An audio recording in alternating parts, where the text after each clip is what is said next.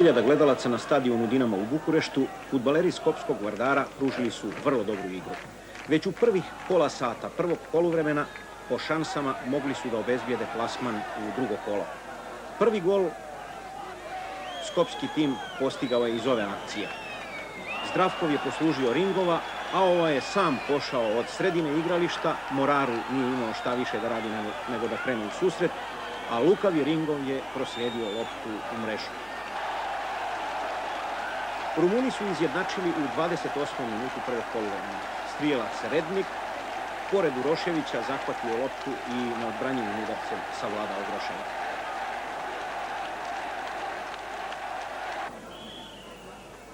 A ovo je prilika za bukureštanski Dinamo. Lopta je pogodila u ruku Janevskog.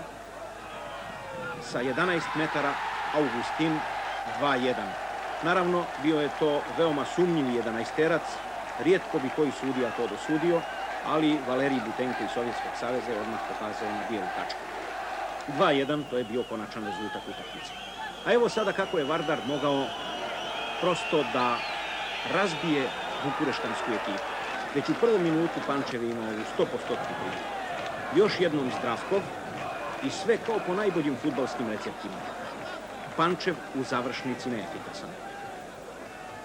Sve ovo bilo kod 1:0 za Vardar.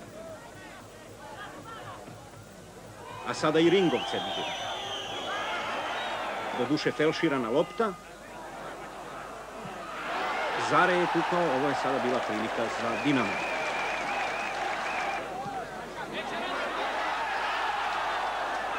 Pokušao je Vajdean, desno krilo.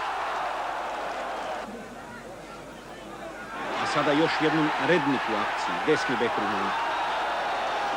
Sigurno i najbolji igrač Dinamo, on je inače reprezentativac Rumunije.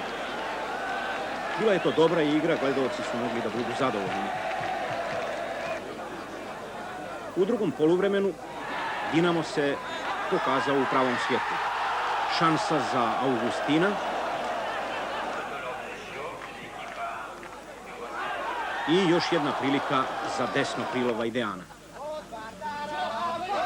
Na kraju treba reći da je rezultat od 2:1 u korist Dinama u stvari veoma povoljna prilika za Vardar, koji će 2. oktobra pred svojim gledalcima u Skoplju računati na pobjedu, ali treba pružiti jednu od najboljih igara.